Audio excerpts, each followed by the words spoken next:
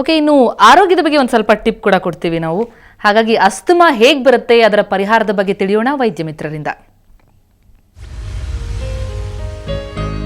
ಶ್ವಾಸಕೋಶದ ತೊಂದರೆ, ಈ ಥರ ಅಸ್ತಮಾನೆಲ್ಲ ನಾವು ತಡೆಗಟ್ಟಬೇಕಾದ್ರೆ ಮುಖ್ಯವಾಗಿ ಮಕ್ಕಳಿಗೆ ಹೆಚ್ಚಿನ ರೀತಿಯಲ್ಲಿ ನಾವು ರಕ್ಷಣೆ ಕೊಡಬೇಕಾಗತ್ತೆ. ಅಂದರೆ ಯಾವುದೇ ರೀತಿಯಾದಂತಹ ಗಾಳಿಗೆ ಹೋಗೋದಾಗಲಿ, ಮಳೆಯಲ್ಲಿ ನೆಂದು ಮನೆಗೆ ಬರೋದಾಗಲಿ, ಈ ಥರ ಜಾಸ್ತಿ ಎಕ್ಸ್ಪೋಜರ್ ಇರಬಾರ್ದು ಮಕ್ಕಳಿಗೆ.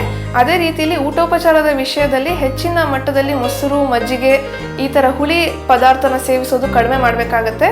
ಹಣ್ಣು ಮುಖ್ಯವಾಗಿ ಮೂಸಂಬಿ, ಆರೆಂಜ್, ಈ ಥರ ನಿಂಬೆ ಹಣ್ಣು, ಈ ಥರ ಹುಳಿ ಇರೋ ಅಂಶದ ಹಣ್ಣನ್ನು ಹೆಚ್ಚಿನ ಮಟ್ಟದಲ್ಲಿ ಸೇವಿಸಬಾರ್ದು. ಅದೇ ರೀತಿಯಲ್ಲಿ ನೀರು ಕುಡಿಸುವಂಥದ್ದು ಮಕ್ಕಳಿಗೆ. ಸಾಮಾನ್ಯವಾಗಿ ಮಕ್ಕಳು ಆಟ ಆಡ್ತಾ ನೀರು ಕುಡಿಯೋದನ್ನ ಮರೀತಾರೆ. ಸೊ ಬಿಸಿ ನೀರು ಕುಡಿಯೋದು ಹೆಚ್ಚಿನ ಮಟ್ಟದಲ್ಲಿ ನಾವು ಹೆಚ್ಚಿಸೋದ್ರಿಂದ ಮಕ್ಕಳಲ್ಲಿ ಈ ಥರ ಸಮಸ್ಯೆಗಳು ಬರೋದು ಕಡಿಮೆ ಆಗ್ತಾ ಬರುತ್ತೆ. ಹಾಗೆ ಒಮ್ಮೆ ಬಂದ ಮೇಲೆ ಸಹ ಮಕ್ಕಳಿಗೆ ಆಗಾಗ ಜ್ವರ ಬರದೇ ಇರೋಕೆ ನಾವು ನೋಡ್ಕೋಬೇಕಾಗುತ್ತೆ. ಜ್ವರ ಬಂದರೂ ಸಹ ಅದಕ್ಕೆ ತಕ್ಷಣ ಅವರಿಗೆ ತುರ್ತು ಚಿಕಿತ್ಸೆ ಕೊಡೋ ಅವಶ್ಯಕತೆ ಬೀಳುತ್ತೆ. ಹಾಗಾಗಿ ಶ್ವಾಸಕೋಶಕ್ಕೆ ಯಾವುದೇ ರೀತಿಯಾದಂತಹ ಇನ್ಫೆಕ್ಷನ್ ಅಥವಾ ರೋಗಾಣುವಿನಿಂದ ಆಗುವಂಥ ಸಮಸ್ಯೆನ ನಾವು ತಡೆಗಟ್ಟಬಹುದು.